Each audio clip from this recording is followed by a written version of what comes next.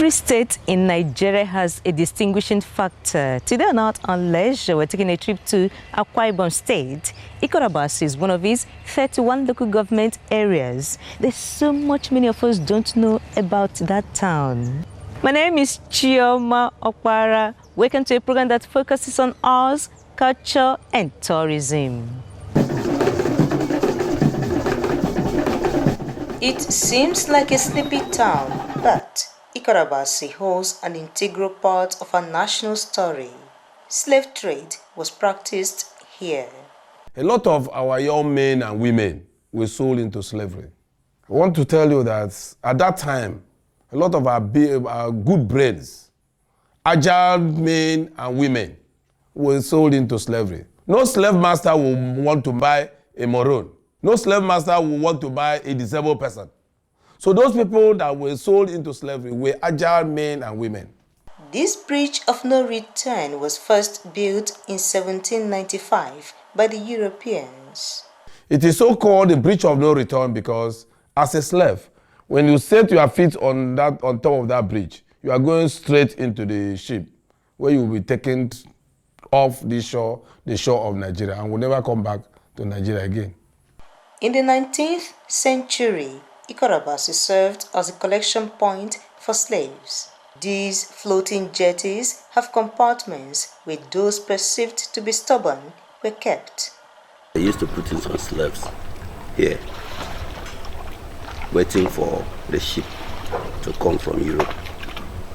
And on the arrival of the ship, they will now bring the slaves from this place and put them in one small ship that will take them to the bigger ship.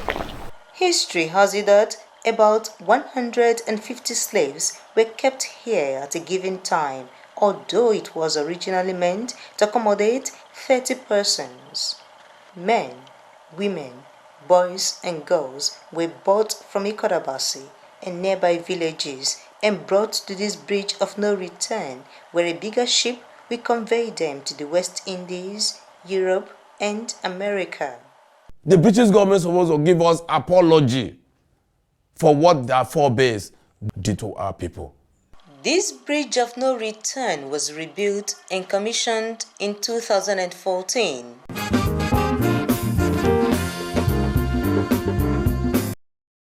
Welcome back. It's one thing to read about some interesting happening in the past, but visiting the place is another level of education. Hope you enjoyed watching that report and also learned something new. Amalgamation State of Nigeria is incomplete without mentioning the very place where Lord Lugard signed the treaty. His office and residence are what we're about to see and talk about. Remember that we're still in Ikot Abasi. Stay. Ikot Abasi, formerly known as Opobo, was a community in the Calabar province. In 1912, Lord Frederick Lugard came to Ikot Abasi. He lived in this house as the governor of the Southern Nigeria Protectorate. His domestic staff lived here. We call it residency. One of the rooms in this office block served as his office. This country supposed to at least remember that place. No matter what happened, we in Nigeria, we have one Nigeria today that will take us to Sokoto, to Maiduguri, to Lagos, and to Calabar, everywhere. That treaty was signed here in Ikot Abasi, and we have Nigeria today. After signing the treaty that united the Northern and Southern Protectorates, he became the Governor General of the country. This is the megaphone that Lord Lugard used in announcing the coming together of the Southern and Northern Protectorates to become one nation. Lord Lugard married a woman that was called Flora Shaw. It is believed that Flora Shaw was the person that coined the name Nigeria, Niger area. Flora Shaw lived here, married Lord Lugard here. As I'm talking to you, we still have the cooking utensils of Flora Shaw here in Ikot Abasi. This administrative building for the colonial masters is now known as the Amalgamation House.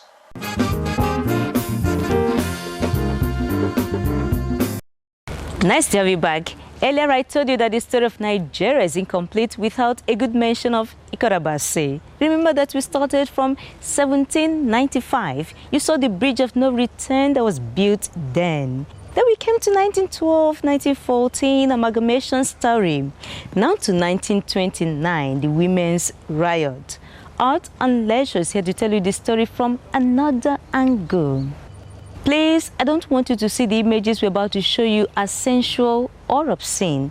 Women were angry, and that was the only way they could express themselves. Remember that this happened in 1929. Stick around. In 1929, a poll tax was conceived by the colonial government under the senior divisional officer by name Mr. A.R. Whitman. Calabar province was chosen as a testing ground. Mr. Floyer was posted to Ikot Abasi, then Opobo Administrative Divisional Headquarters in the old Eastern region, for the purpose of implementing this new tax regime. What they had then was goats, chickens, cooking utensils, things like that. The women didn't like that, and they protested. Though the tax was meant for every adult in Opobo, only the women rose up against what they considered injustice. On the 16th of December 1929, due to the fact that there had been sporadic protests here and there, Madam Mary Edem, who happened to be the mother of late Sir Egbert Udo-Udoma, who was a judge in Nigeria, was the woman leader in the area at that time. And she assembled women that the SDO wants to talk to them. They marched to the divisional headquarters on a peaceful protest. During the meeting, things didn't go as they had envisaged. You know, by that time, a lot of people, a lot of women could not speak English language. And there was an interpreter that interpreted what they wanted to discuss with the DO. I don't know exactly what the interpreter interpreted to the DO, but all of a sudden, this man ordered the soldiers that were around that place to open fire on these women. These women were mowed down in 1929, and at the last count of it, we picked about 33 women dead. Some others fell into the river and died. Why did they protest topless? You know, nudity here wasn't a big thing. It wasn't something frowned at here. The young girls went nude up. From up, they just had little things on their waist. And number two, when women want to fight, they didn't wear clothes. Even up till recent times, it was the custom here.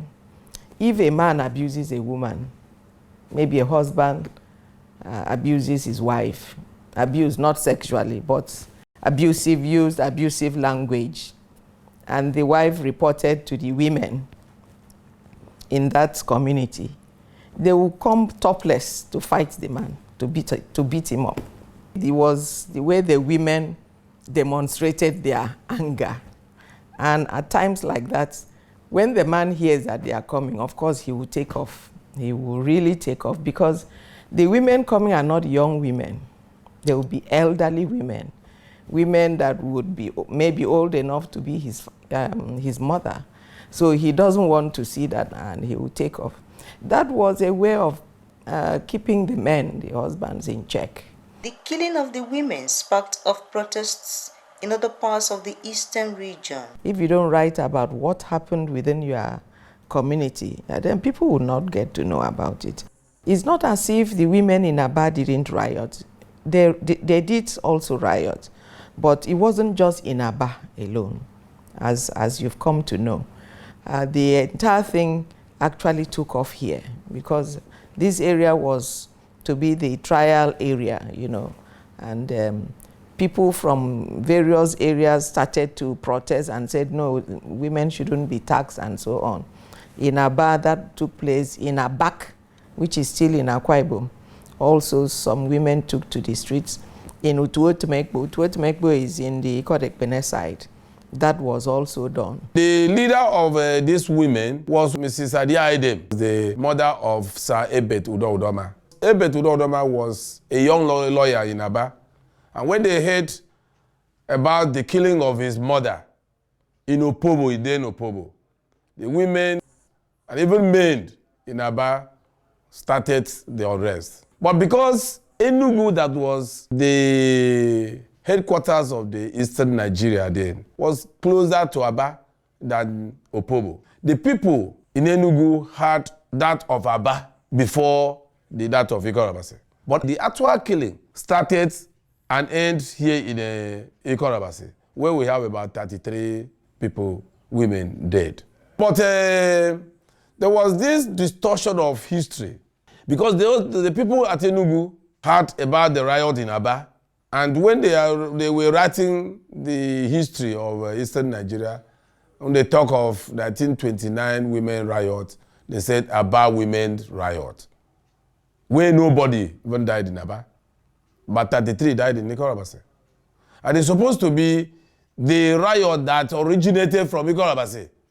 And a lot of people were dead in Ikot Abasi before the riot now spread to different parts of eastern Nigeria. Consequent upon these killings, there was a dawn-to-dusk curfew and a dispatch of 2 longboats from Lagos to the Opobo River. The women were given a mass burial in the administrative divisional headquarters where the incident took place. This is their cenotaph. It is of note here that the tax was discontinued. I want to seize this opportunity to also urge the tax authorities to review the way women have been taxed and to review the way women are being taxed. Because some of the tax reliefs that men get, women do not benefit, even when they are the sole winners, sole breadwinners of their families. It is believed that Ikot Abasi Women's Riot brought about female emancipation in Africa. Emma Brown, who was the secretary to Zik, in those days, she comes from Eket, but they actually lived in Ikot Abasi. Her father actually lived in Ikot Abasi. And then you had Margaret Ekpo also. And in every community, there has always been a woman leader, a Kaiban, Mbong Iban, a Kaiban. That's the leader of the women. She plays the role of the traditional chief in the area to resolve female-related issues within the community and things like that. I remember not too long ago, there was a nightclub here in Eket that was being heavily patronized by the expatriates then. And the woman leader who was then here revolted, took women and said they should shut the place down, that it was encouraging promiscuity and all manner of activities. And it was shut down. Helen Eswene has been a First Lady, Federal Government Minister, Senator, and currently a governorship aspirant in Akwa Ibom State. You must fasten your seatbelt very, very tightly.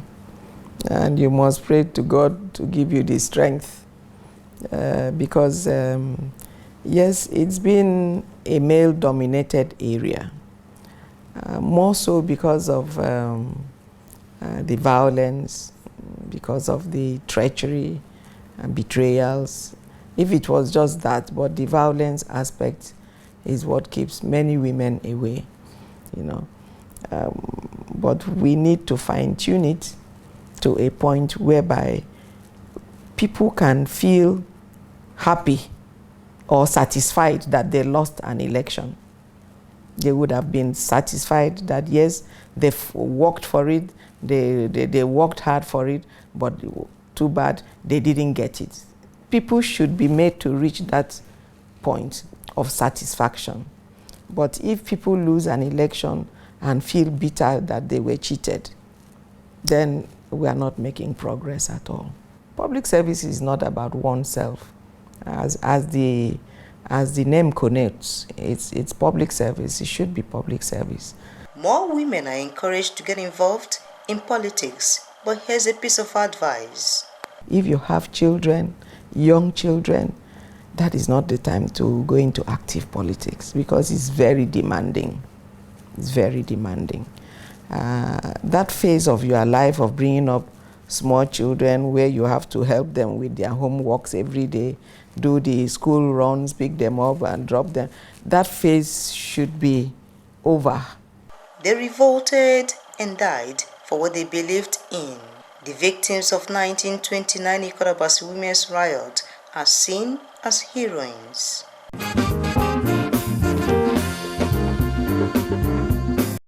Sad story, but I salute the women for their boldness and doggedness.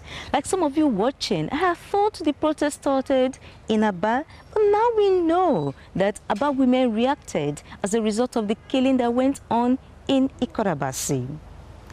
86 years after that massacre, a woman has built an edifice in honor of the slain women. Take a look. 15th and 16th December 1929 were mourning days in Opobo. 86 years later, the indigenes are celebrating their heroines.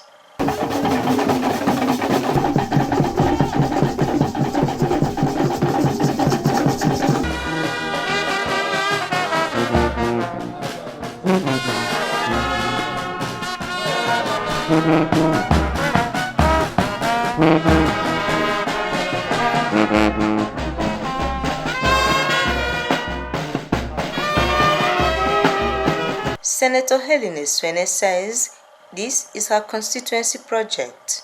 This project, which commemorates a historical event, is a tourist attraction. Little wonder that the Antiquities Commission of Nigeria is represented here. High Chief Edem Duke, the Minister of Tourism, Culture and National Orientation, was represented by the Director General of the National Commission for Museums and Monuments, Malam Yusuf Abdallah. Already, the National Commission for Museums and Monuments has a huge presence in Akwa Ibom State. We have a museum in Oron, where we have the airport ancestral figures on display. We have the National Museum in Uyo. We also have the Anand Craft Center in Ikot. We will consider this center, which is close to the Amalgamation House, to be an interpretation center for the history and culture of Nigeria. It took about 3 years for this Women War Memorial to be completed. The paramount ruler and the chairman of Ikot Abasi local government area spoke highly of this achievement. Ikot Abasi had always been blessed in spite of the colonial mishap on our women. And then you spoke just a few minutes ago, said she was learning a soft voice. I should have put in a high voice because this is Women's Day. We feel very proud for what the senator had done. Many of these women see the slain women as role models. They are ecstatic about this edifice. Today is Reality Day. Yes. We have had promises before, but today is real. We are in the hall. Praise the Lord. I feel fulfilled and satisfied that it has been done. Mr. Nsima Ekere, who represented the Senate President, commissioned it. Our prayer and our hope is that this edifice that has been put here, as we use it, we will remember the souls of those women and pray for them. And that the ideals and the virtues for which they fought for and died will be remembered. And more importantly also, that this edifice would help us to rewrite the history of Nigeria so that Nigerians and indeed the whole world will know that the Women's Riot of 1929 actually started from here in Ikot Abasi. And so I do this In the name of God the Father, Amen. God the Son, Amen. And God the Holy Spirit. Amen. It has taken more than 8 decades for a befitting war memorial to be built in honor of the slain women in the 1929 Ikot Abasi Women's Riot. Many indigents would like history books to be written so as to reflect that the riot started from Ikot Abasi and not Aba as widely accepted.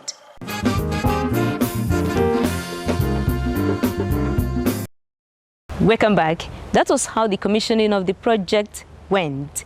Now we're going to take a closer look at the art pieces so that we can fully understand the 1929 Women's Riot story, the Ikot Abasi angle. Please, I want to reiterate that you don't term the images sensual or obscene. This is a part of our national life that cannot be erased. Let's go into the gallery. This map shows important places in the old Opobo region like the stations, banks, factory, just to mention a few. Warrant Chief Okigo had a directive from the district officer to do a head count of the women in Opobo in order to facilitate taxation, a major cause of the riot. The women saw the head count as a clarion call to stand up to the tax masters. Madam Adia Edem, the mother of Justice Udo Doma, led other women in the protest. The peaceful protest of the women took a different turn when the colonial masters reacted with violence. 2 of the women were gunned down as Dr. Hunter was trying to flee the area in panic. The women became violent and fought gallantly. This map shows the areas the women's revolt spread to when violence became the order of the day. European factories were destroyed, the native cores were also destroyed and burnt. This piece is titled The Demonstration. In the old Calabar province, the centers of resistance were Abak, Utuetmepo, and in particular, Opobo town, now known as Ikot Abasi. Before the revolt, the people of Eastern region, like others during the colonial era, served the colonial masters. The courts, police force, and the military were set up to enforce harsh laws. Taxes were introduced to further rid people off. This was why the women protested, and that paved way for the constitutional reforms that led to our independence. This painting is titled Dying to Live. The women of the old Opobo region fought and died for a cause they believed in. This is a roll call of women who lost their lives at the Consulate Beach in the Women's War of 1929 at a Wango Opobo, now known as Ikot Abasi. Retelling the women's war story has been achieved through artistic impressions. Henry Ehos Osareti, an award-winning artist, handled the project. I met people who had oral stories of telling me the story about it. I make a documentation, but with my creative idea, knowledge, I was able to document it, try to let people have a feel of what already existed. The painting I executed here is titled Casket of Angels. I was trying to portray several groups of women in thousands, but it was only represented with artistic impression of few women who are really seen, but there are several women from different regions. The protest existed in Ikot Abasi, former Opobo region. The women stood up to say no to the taxation, no to the head count, no to counting of the cash crop. The sculpture here depicts a dead woman. It represents several women who lost their life during the women revolt of 1929. 7 other artists have their works here. Some of the artists are Emmanuel Dudu, Stanley Dudu, Sosin, Yusuf Ibrahim, Oswald Urakba. Henry and his team also did a study on Ikot Abasi women and came up with these revelations. The women of the old Opobo region engaged in fishing, mat weaving, and trading. Ibibio costume dance is a gift from this region to the nation. The fattening ceremony was for girls of about 14 years of age who were about to marry. Usually they were confined to a fattening house where they would go through certain processes like preparation, nutrition, purification, and adornment, depending on how well-to-do the girl's family was. Opobo men dressed well with coral beads around their necks and wrists, capped with a feather and a walking stick.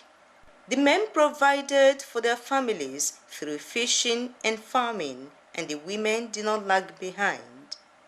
Storytelling was not only for entertainment, it was the best form of record keeping in those days. There are many historic sites in Ikot Abasi. The Amalgamation House is where Lord Lugard signed the treaty that brought about one Nigeria. Also, legend has it that this is where the ceasefire agreement between Nigeria and Biafra was signed in 1970. Sir Frederick John Dutry Lugard was the first British Governor General of Nigeria. He signed the treaty for the amalgamation of the northern and southern protectorates and also instituted the system of indirect rule in southern Nigeria. He lived in this one-story cottage house. This German bridge was built in 1902 and reconstructed in 2002. The old Opobo region was a famous route for slave trade.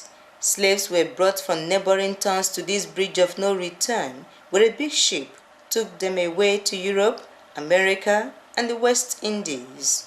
The boat building yard was established by the Department of Commerce and Industry. Palm produce was a major export of this region, and both men and women engaged in it. Abolition of the killing of twins emanated from this region, a position championed by Mary Slessor during the colonial era. The colonial masters are gone, but these sites are still in Ikot Abasi.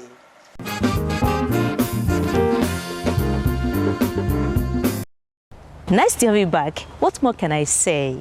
Today we have informed, educated, and entertained you. I hope above all we've inspired you.